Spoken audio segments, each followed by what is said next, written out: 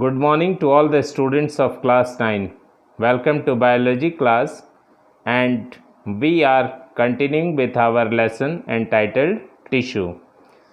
Under this heading today, we will be mainly discussing about nervous tissue. Now dear students, the brain, the spinal cord and the nerves. I repeat, the brain, the spinal cord and nerves, they are all composed of nervous tissue. Why? Because they are mainly related to the transmission of messages within the body. So, the main purpose of nervous tissue is to convey messages from one part of the body to another, or in biological term you can say mainly responding to the stimuli. Now, nerve cells are mainly called as the neurons. We all know that tissues are made up of cells. So here nerve cells are mainly called as the neurons. Now let me explain you the structure of neuron. A neuron consists of a cell body with nucleus, and you know nucleus is the main controlling center of the cell.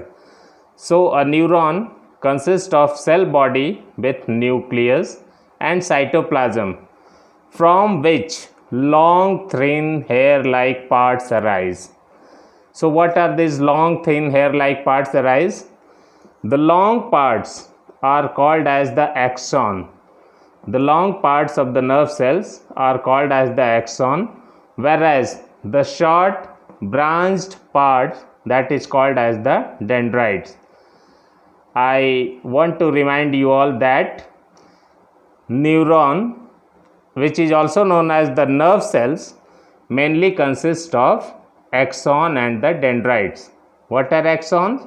They are the long parts, whereas dendrites are the short branched parts of the neurons or the nerve cells.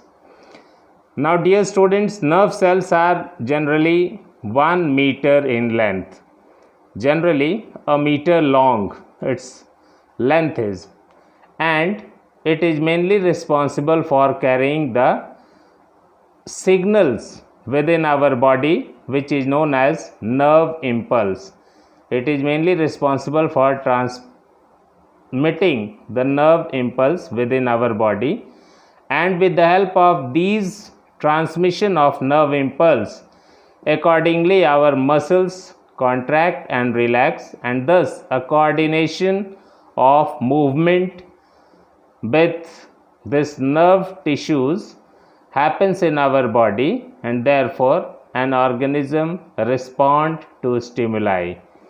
So once again I request you all to read this topic nervous tissue very carefully, which is mainly associated with our brain, the spinal cord and the nerves.